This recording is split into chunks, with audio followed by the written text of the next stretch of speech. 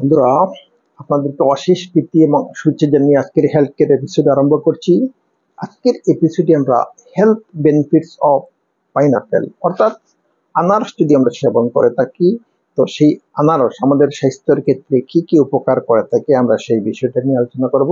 তো বন্ধুরা, সম্পূর্ণ ভিডিওটা দেখতে থাকবেন। আপনাদের মধ্যে যারা এখন আমার চ্যানেলকে সাবস্ক্রাইব করেন নাই, কাইন্ডলি সাবস্ক্রাইব করে নেবেন, বেল আইকনে ক্লিক করে অল বাটন অন করে রাখবেন। Let me start now.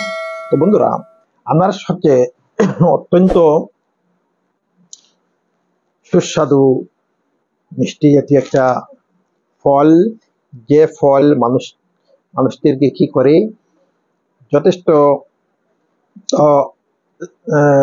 Satisfaction দিয়ে থাকে, সন্তুষ্টি দিয়ে থাকে। তার উপর বিভিন্ন রোগের ক্ষেত্রে আনারস বিশেষ ভূমিকা পালন করে থাকে। তার কারণ হচ্ছে আনারসের মধ্যে বিভিন্ন কি আছে, মিনারেলস আছে, তারপরে ভিটামিন আছে, তারপরে ফাইবার আছে, কার্বোহাইড্রেট আছে। ভিটামিনের মধ্যে তো vitamin A, vitamin C, vitamin K, vitamin E, vitamin B one, B2, বি3, বি6, বি9, তো প্রচুর পরিমাণ কি আছে, ভিটামিন আছে।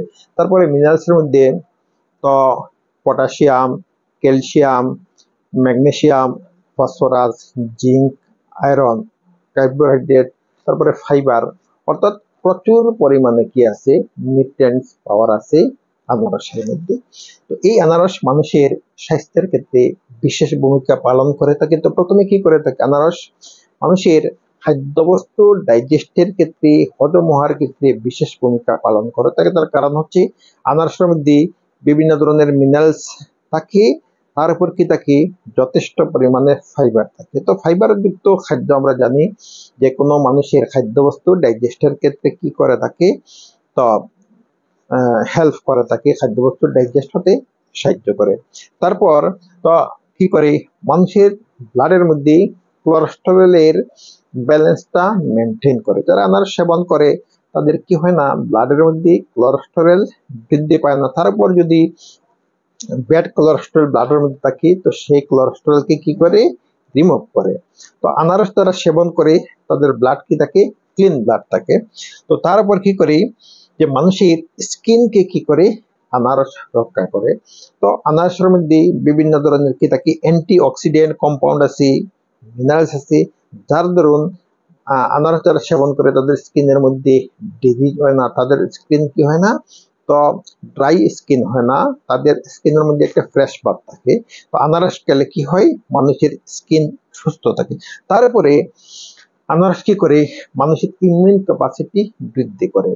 তো যাদের শরীর দুর্বল তাদেরকে কি করে, ইজিলি যে কোনো রোগ আক্রমণ করে থাকে। কিন্তু আনারসের মধ্যে যে ভিটামিন সি, তারপরে যথেষ্ট পরিমাণে কি আছে, মিনারেলস আছে, তারপরে অন্যান্য যে ভিটামিনস আছে, তো এই সমস্ত কিছু মিলে কি করে মানুষের শরীরে এনার্জি বুস্ট করে। যে এনার্জি বুস্ট হওয়ার কারণে কি হয়, তো মানুষের শরীরে যে কোনো রোগ আক্রমণ করতে পারে না, শরীরের যে কোনো রোগকে কি করে, প্রতিহত করতে পারে। তারপরে কি করে, তো ক্যান সাপোর্ট রিকভারি।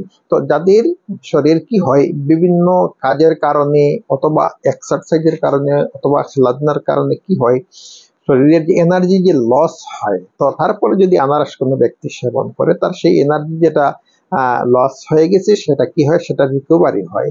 আনারস খেলে কি হয়, মানুষের শরীর দুর্বল হয় না। তো সেই দুর্বলতার মধ্যে যদি আনারস খায় কোনো ব্যক্তি, তো সেই দুর্বলতা কি হয়, দূর হয়। তারপরে কি করে আনারস মানুষের বোনকে, হাড়কে মজবুত করে। আনারসের মধ্যে যথেষ্ট পরিমাণে কি আছে, মিনারেলস আছে, তার মধ্যে উল্লেখযোগ্য হচ্ছে ক্যালসিয়াম।